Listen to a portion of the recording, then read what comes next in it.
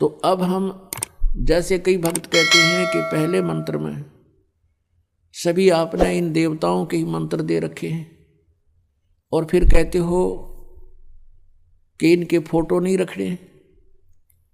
एक भक्त काशी से आया था, दूसरा सतनाम भी प्राप्त जब उसको हुआ तो उसने कहा जी ये तो वो उठ पटांग बातें हैं सारी, वही मंत्र वहाँ थे वही मंत्र यहाँ दो दे दिए, इससे क्या लाभ हुआ। और उधर से कहते हो इनको नहीं रखना, तो उसको लाभ हो नहीं रहा क्योंकि उसके मन में दोष था। उसको समझाने की भी चेष्टा की कि तू बात सुनो। अब जैसे एक जड़ी है उसको किसी दो जड़ियों से मिला करके उसका जो योग किया जाता है उससे कुछ अन्य लाभ देती है वो, और उसको 5-7 जड़ियों में मिला करके उसका मिश्रण किया जाता है तो उस समय वो कुछ और लाभ देती है।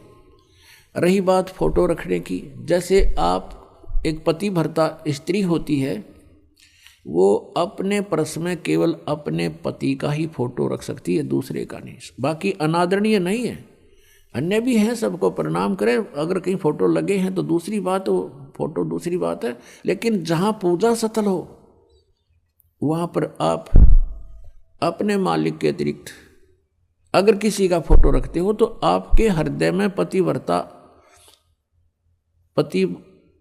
तो नहीं है, वो नहीं है आपके अंदर, तो वो पतिव्रतापन नहीं होने से भगवान रुष्ट होगा।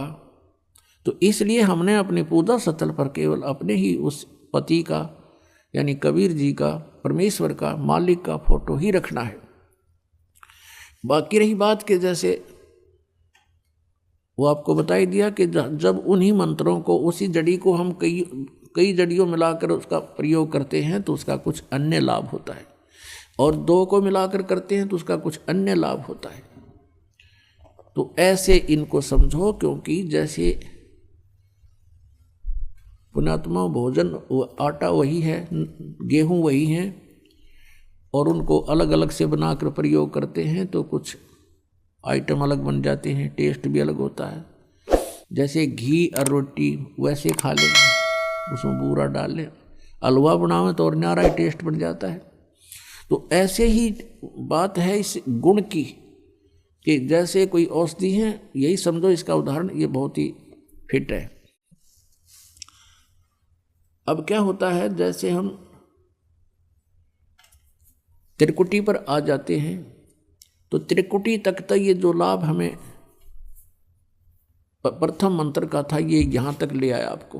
अब त्रिकुटी पर पहुँचेंगे, त्रिकुटी यहाँ नहीं है, यहाँ तो बताई जाती है कि इसके बिल्कुल बैक में, इन दोनों भावों के बीच में, यहाँ बैक में यहाँ एक बनी हुई है नाड़ी सी है। तो वहाँ त्रिकुटी पर जाने के बाद वहाँ आपका अकाउंट होगा सतनाम का। अब सतनाम क्या है? 2 अक्षर का। जैसे गुरु ग्रंथ साहिब में लिखा है कि 2 अक्षर का भेद बतावे सोए गुरु पूरा कहावे। वो 2 अक्षर कौन से हैं? एक तो ओम है, एक ये तत् है। ओम तत् सत में तो 3 मंत्र हैं, ये ओम और तत् वो सांकेतिक है, ये दोनों मिलकर सतनाम बन जाता है। इनके सेवन की विधि भी भिन्न भिन्न है। तो जो ओम नाम है सतनाम के अंदर, इसको हम त्रिकुटी पर देंगे, ये ब्रह्म का जाप है। हम क्या करते रहे अभी तक? ओम नाम का जाप करते थे ऋषि महर्षि पहले, और कोई जाप नहीं करते थे, वो केवल ब्रह्म साधना करते थे। अब उनको कंप्लीट ज्ञान तो था नहीं, जैसा काल ने उनको भ्रमित किया, तो ओम नाम के जाप से वो ब्रह्मलोक में चले जाते थे। ब्रह्मलोक में हजारों युगों तक वो वहाँ उन ओम नाम के कमाई के भक्ति के आधार से, धन के आधार से वहाँ हजारों युगों तक स्वर्ग में मौज मस्ती करते थे। उन स्वर्ग में क्या है, जो यहाँ पृथ्वी पर बकवाद उपलब्ध नहीं है, वो बकवाद वहाँ पर हैं। नाचना गाना, सुंदर औरतें, हर तरह की बकवाद, हर तरह के वहाँ फुहारे चलते हैं, कहीं पर आतिशबाजी। जैसे एक मेले में चला जा या किसी रेस्टोरेंट में आदमी अपनी ही पैसे से, अपनी पूंजी से वहाँ मौज कर रहा है, तो करता रहो, एक दिन वो पूंजी समाप्त होगी, उसके बाद फिर उसको वापस भेज दिया जाएगा वहाँ से, उसको जेब खाली हो लेगी, तब वो भागेगा वहाँ से। तो हम अभी तक अपनी जेब वहाँ कटवाते रहे स्वर्ग में जाकर, ओम नाम के जाप है, महास्वर्ग में, महास्वर्ग कहो, ब्रह्मलोक कहो, और हमारे पाप न्यो के न्यो रह जाते हैं। उन पापों के लिए फिर नरक भी जाना पड़ता, और उसके बाद फिर यहाँ 84 लाख योनियों में, पशु पक्षियों की भी योनियों में भोग जाना पड़ता। तो हम क्या करते रहे, ओम नाम के जाप को, उसके भक्ति धन को स्वर्ग में, महास्वर्ग में, ब्रह्मलोक में नष्ट करते रहे, और काल के जाल में फिर मृत्यु और जन्म में फिर से आ जाते हैं। अब हम क्या करेंगे, जैसे गीता जी अध्याय नंबर 18 के श्लोक नंबर 62 में कहा कि अर्जुन तू सर्वभाव से उस परमेश्वर की शरण में जा, उसकी कृपा से ही तू परम शांति को और सनातन परम धाम को प्राप्त होगा। फिर गीता जी अध्याय नंबर 18 के श्लोक नंबर 63 में कहा कि अर्जुन ये गीता जी का गुप्त से गुप्त ज्ञान मैंने तेरे को बता दिया, अब जैसे तेरी इच्छा ऐसे कर ले। मेरी शरण में रहना है तो उठा लठ, हथियार उठा युद्ध कर, यह शांति नहीं हो सकती, और मेरी साधना करेगा तो ब्रह्मलोक प्राप्त होगा। और 8वें अध्याय के 13वें श्लोक में बता दिया मेरा मंत्र ओम है, नथिंग एल्स, और कोई मंत्र नहीं जाप करने का, और जन्म मृत्यु तेरी भी रहेगी मेरी भी रहेगी, शांति नहीं हो सकती। और यदि तूने परम शांति चाहिए, सनातन परम धाम जाने के बाद फिर लौट कर वापस नहीं आते, वो स्थान चाहिए, तो उसकी साधना तत्वदर्शी संत बताएंगे। 4 अध्याय के 34वें श्लोक में गीता जी में कहा है, उनको खोज ले, मैं नहीं जानता उसके विषय में। अब 18वें अध्याय के 63वें श्लोक में स्पष्ट कर दिया उसने, गीता ज्ञानदाता ने, कि ईब यु गुप्त से गुप्त ज्ञान दे दिया तेरे थे, जैसे तुझे ठीक लगे वो फैसला कर ले, सोच ले। मेरी शरण में रहना है तो जन्म मृत्यु भी रहेगी, शांति नहीं। मैं पूरा विश्वास दिलाता हूं कि मेरी शरण में रहेगा तो मुझे ही प्राप्त होगा। तो अंडरस्टूड, जहाँ साता बादशाह होई, मन कर्म वचन सुमरियो सोई। फिर 18वें अध्याय के 64वें श्लोक में तुरंत कहा कि एक गुप्त से गुप्त भेद और बताता हूं। फिर सुन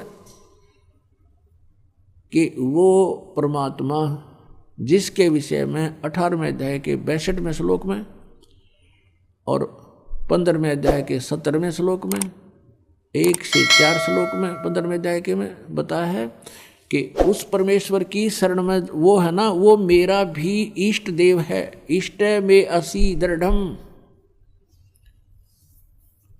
तत्वक्षामि ते हितम, ये तेरे हित में बता रहा हूं कि वो मेरा पूज्य देव है, मैं भी उसकी भक्ति करता हूं। यानी एक गुप्त से गुप्त भेद तो बता दिया 18वें अध्याय के 64वें श्लोक में, 63 में कि गीता का ज्ञान गुप्त से गुप्त ये दे दिया। दूसरा गुप्त से गुप्त एक भेद और बताऊं कि ये मेरा भी पूज्य देव है, मैं इसकी भक्ति करता हूं। और परमेश्वर कहते हैं तेरा ज्योत स्वरूपी अलख निरंजन ये धरता ध्यान हमारा।